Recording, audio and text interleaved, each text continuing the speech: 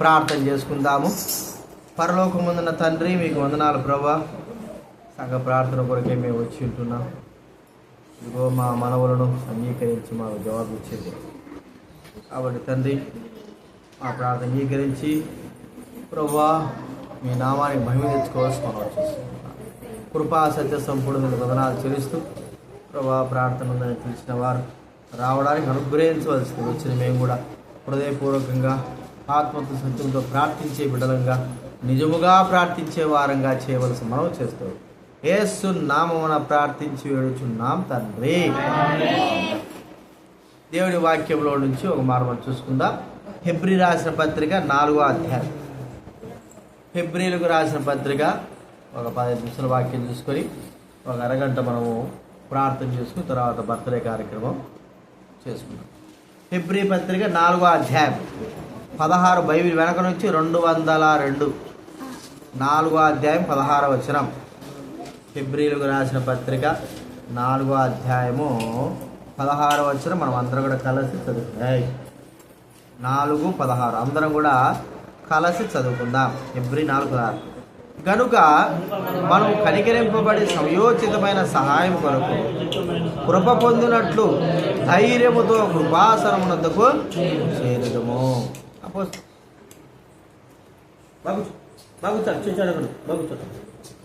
Cake లేదు మీకు. కాబట్టి ఇక్కడ మనం చూస్తూ ఉంటే మరి కృప పొంది కనికరింపబడి సమయోచితమైన సహాయం కొరకు కృప పొందేటట్లుగా ఇక్కడ ఏం చెప్పబడుతుంది? ధైర్యముతో కృపాసనం ఎందుకు వెళ్తుంది? మనము ఎవరైనా అడగాలంటే అంత ధైర్యం మనకు రాదు. ఎందుకంటే వారు పరాయి వారు కావచ్చు, లేకపోతే ఇరుగు పొరుగు వారు కావచ్చు. కాబట్టి వారిని అడగడానికి మనకు కొంత సంకోచిస్తాం. ఏదైనా అవసరతలకు అడగడానికి సంకోచిస్తాం.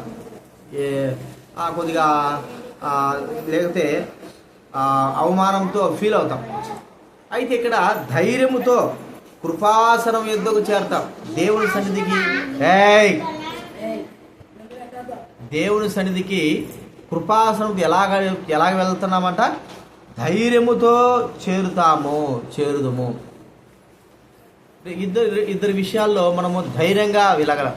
ఒకటి, తల్లిదండ్రులను ధైర్యముతో మనం అడగలం ఏదైనా సరే తల్లిదండ్రులని. ఎందుకంటే హక్కు, జన్మ హక్కును బట్టి తల్లిదండ్రులైన వారిని మనము ధైర్యముతో అడుగుతాం.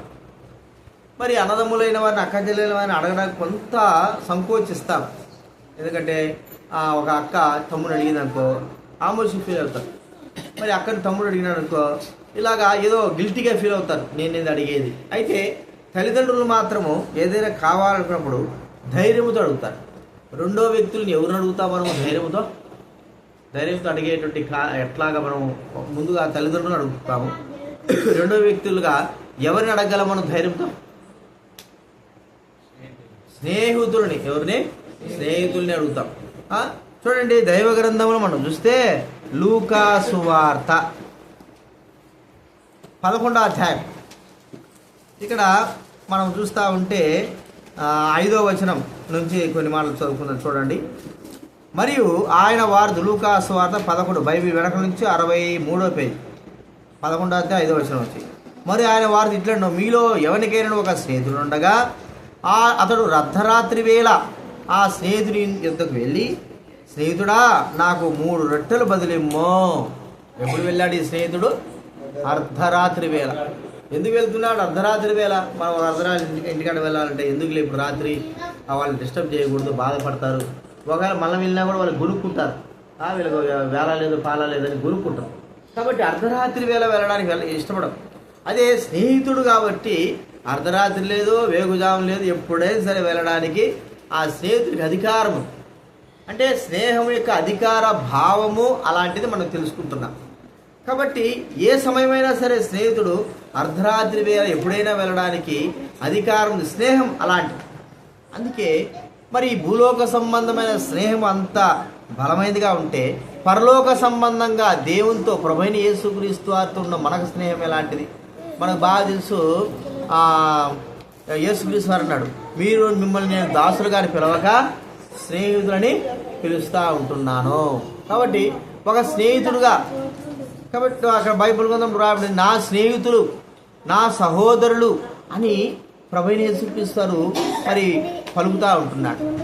ఎంత ధైర్యముతో యేసుక్రీస్తు వారి దగ్గర అడిగే విషయంలో 12 మంది శిష్యులు ఉన్నారు.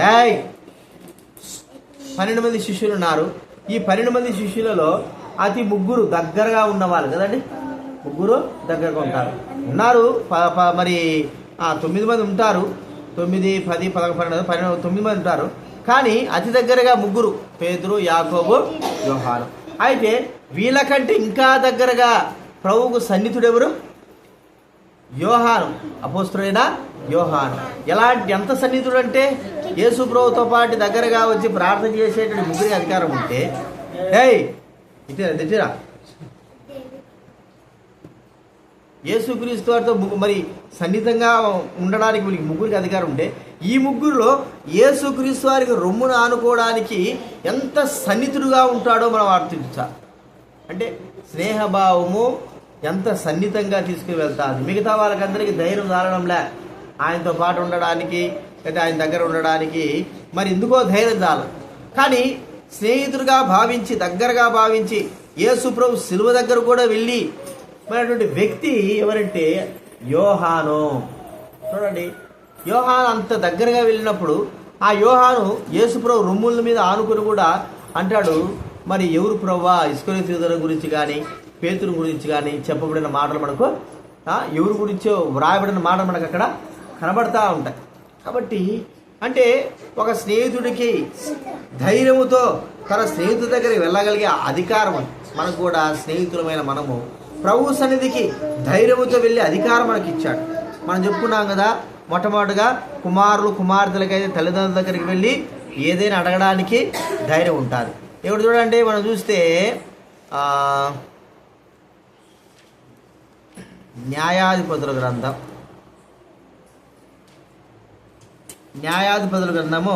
1వ అధ్యాయం.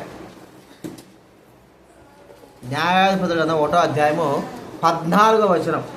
న్యాయాధిపతుల గ్రంథం 1వ అధ్యాయం. ఆమె తన పెనిమిటింట ప్రవేశించినప్పుడు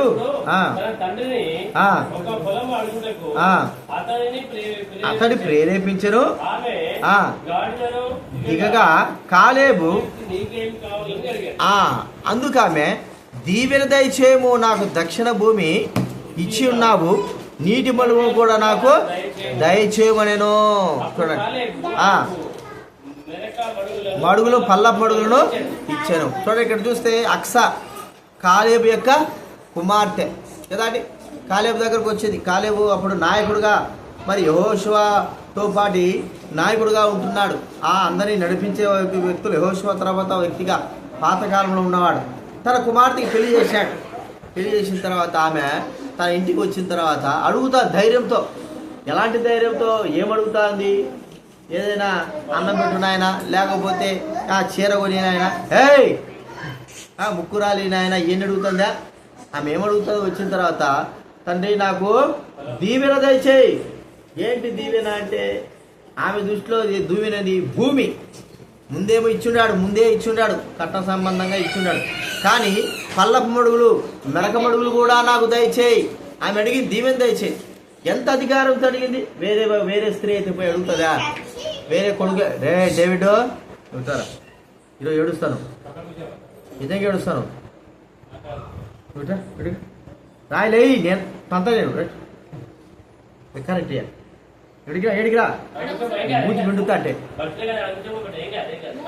మాట్లాడినావా? నీకుంది, చేతులు కట్టుకో చేతులు. కాబట్టి ఇక్కడ మనం చూస్తే కుమార్తె కాబట్టి ధైర్యముతో తండ్రి దగ్గరికి వెళ్ళి అడిగేటువంటి బాధ్యత. ఇంకో కొడుకు మనం చూస్తుంటున్నాం, యాకోబు. ఏశావు యొక్క మరి ఆ వేషం వేసుకొని ఆ దుస్తులు ధరించి యోసేపు దగ్గరికి వెళ్ళిపోయాడు. యోసేపు దగ్గరికి వెళ్ళిపోయి, నాయన నేను భోజనం తీసుకొచ్చాను, తిని నన్ను ఆశీర్వించంటున్నాడు. యాకోబు కాబట్టి వేషం వేసుకున్నా కూడా ధైర్యంతో వెళ్ళి మరి తండ్రి దగ్గరికి వెళ్ళి మరి ఆ దీవెన అడుగుతుంటున్నాడు.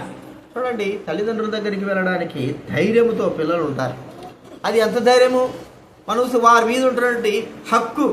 తల్లిదండ్రులు తమ కన్నారు కాబట్టి వారి మీద హక్కు బట్టి అనేకమైన విషయాలు, చిన్నది కానీ పెద్దది కానీ వారి కోరికల విషయంలో అడగడానికి వారికి ఇష్టం ఉంది, హక్కు ఉంది, అడుగుతారు.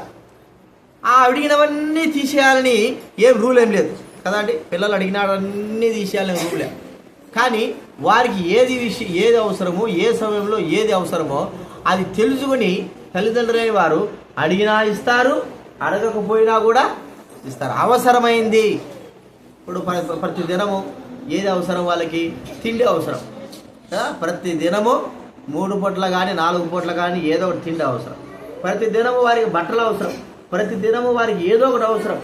అవసరమైంది వారికి నిత్యం ఇస్తాడు. మరి మనకు అవసరం లేనిది మనం అడిగినా కూడా ఇవ్వడు, కానీ దాని అవసరం వచ్చినప్పుడు ఆయన అడుగుస్తాడు. అయితే కృపాసనం యొద్దకు ధైర్యంతో వెళ్ళగలిగేటువంటి ఆ ధైర్యము పిల్లలకు మాత్రమే ఉంటుంది. మా ఇంటికాడికి వచ్చి మా ఇంటి తలుపులు తీసి మా ఇంట్లో బీరువా తీసేట ధైర్యం మీ పిల్లలకు ఉంటుందా? మీ ఇండ్ల కాడికి వచ్చి నేను పాస్టర్ ఎంత మాత్రం పిల్లలు ఎంత మాత్రం మీ ఇంటికాడికి వచ్చి బీరువాలు తీసే ధైర్యం ఉంటుందా? ఉండదు. ఎందుకు? అది ధైర్యం. ఎట్లాంటి ధైర్యం? తల్లిదండ్రులు పిల్లల ధైర్యం. స్నేహితుడు అనుకోండి, స్నేహితుడు ఒకవేళ ఇంటి లోపలికి వెళ్ళకపోయినా కొన్ని విషయాల్లో మాత్రం స్నేహితుడికి అన్ని విషయాలు ధైర్యమైన ఉంటారు. ఎందుకంటే స్నేహభావం అలాంటిది. కాబట్టి ప్రియమైన వారు మనం చూస్తుంటున్నాం, పిల్లలు తల్లిదండ్రులకి ధైర్యంగా వెళ్ళినట్లు, స్నేహితుడు మరో స్నేహితులకి ధైర్యంగా వెళ్ళినట్లు, ఆయన పిల్లలమైన మనము ప్రభువే మనల్ని స్నేహితుడిగా చేసుకున్న మనము ప్రభు దగ్గరికి కృపాసనం మీదకి ధైర్యంతో వెళ్ళాలి. భయపడుతూ వెళ్ళేది కాదు, ధైర్యంతో. ఎందుకు భయపడతావు? ఏదో తప్పు చేస్తే భయపడతాం. తప్పు చేసినప్పుడు భయపడినప్పుడు తప్పు చేయకుంటే ధైర్యంతో వెళ్ళగలం. కాబట్టి తండ్రి అయినటువంటి అధికారం మనకుంది, ఒక స్నేహితుడైన అధికారం మనకుంది. కాబట్టి ఆయనను మరి అడగడానికి మనకు అన్ని విధాలుగా ధైర్యం ఉంది, అన్ని విధాలుగా ఆస్కారం ఉంది, అన్ని విధాలుగా కూడా మనకు మరి అడగచ్చు. కాబట్టి ధైర్యముతో ప్రభు సన్నిధికి వెళ్ళి ప్రభు దగ్గర మనము మోకాల్ని ప్రార్థన చేసే అనుభవం రావాలి. ప్రియమైన వాళ్ళని మనం గుర్తించుకుందాం. ఈ ధైర్యము ఆయన బిడ్డలుగా ఆయన స్నేహితులైన మనకు అనుగ్రహించున్నాడు. అందుకే అపోస్తలుడైన పౌలు చెప్తున్నాడు, కృపాసనం మీదకు ధైర్యంతో వెళ్దాం. ఎందుకంటే ఒకప్పుడు ఆ ధైర్యంతో వెళ్ళేటువంటి అధికారం లేదు. మనకు బాగా తెలుసు. మరి ఆ యొక్క ప్రత్యక్ష గుడారంలోకి వెళ్ళేటువంటి అధికారము యాజకులకు ఉన్నది, లేవీలకు ఉన్నది. ఎవరు కూడా వెళ్ళడానికి వీల్లేదు. మరి ఇశ్రాయేలు ప్రజల్లో లేవీలు తప్ప, యాజకులు తప్ప, లేవీలు అంటే యాజకులే, వాళ్ళు కూడా అహరోను సంతానం, వాళ్ళు తప్ప ఎవరు ప్రత్యక్ష గుడారంలోకి వెళ్ళడానికి వీల్లేదు. వాళ్ళు తప్ప లోపల ఉన్న పరిస్థితులన్నీ కూడా చేయడానికి, చక్కపరచడానికి, గుడారం వేయడానికి కూడా, దేవుని మందిరాన్ని వేయడానికి, దేవుని మందిరాన్ని తీయడానికి ఎవరికి కూడా అధికారము లేదు, లేవీయులకు యాజకులు తప్ప. అయితే యేసుక్రీస్తు వారు ఈ లోకంలోకి వచ్చి ఆయన కుమారుడుగా వచ్చి ఒక స్నేహితుడిగా వచ్చి మనమందరం కూడా డైరెక్ట్గా ఎక్కడికంటే దేవుడి సన్నిధికి, మందసం ఉన్న స్థలంలోకి ధైర్యముతో వెళ్ళగలిగేటువంటి మార్గం ఏర్పాటు చేశాడు. ఆయన చనిపోవడం ద్వారా ఆ యొక్క మందిరంలో ఉన్నటువంటి దేవాలయ తెర 2గా చిరిగిపోవడం ద్వారా మనం చూస్తుంటున్నాం. ఇదే మనకు ధైర్యాన్ని ఇస్తూ ఉంది. కాబట్టి ప్రియమైన వాళ్ళరా, ఆ దినాల్లో యాజకులైన వారు భయపడుతూ దేవుని సన్నిధిలో, లేకపోతే ఆ యొక్క మనం చూస్తూ ఉంటే ప్రత్యక్ష గుడారంలో ఉంటున్నటువంటి మందసకరికి భయపడుతూ వెళ్ళేవారు. ఇప్పుడు ఆ భయం లేదు. ఎందుకు? కుమారుడుగా యేసుక్రీస్తు వారు ఇచ్చాడు, ఒక స్నేహితుడిగా యేసుక్రీస్తు వారు ఇచ్చాడు. ఆయన అంగీకరించిన మనము స్నేహితులమైనాము, కుమారులుగా చేయబడ్డాం, వారసులుగా చేయబడ్డాం. కాబట్టి ఇక మనకు భయం అనేది లేదు. ధైర్యముతో ప్రభు సన్నిధికి వెళ్ళి, ధైర్యముతో మనకు కావలసినవి అడిగి, ధైర్యముతో మనం అవన్నీ కూడా పొందగలిగే బాధ్యత దేవుడు అనుగ్రహించాడు. కాబట్టి ఇలాగా మనం గుర్తించుకొని ప్రభు సన్నిధిలో ధైర్యముతో మన అవసరతలను ప్రభువుకు చెప్పుకుంటూ ప్రభు సహాయం కొరకై ఎదురు చూసే వారంగా ఉంటున్నాం. ఈ విషయాలు జ్ఞాపకం పెట్టుకుందాం, ప్రార్థన చేసుకుందాం.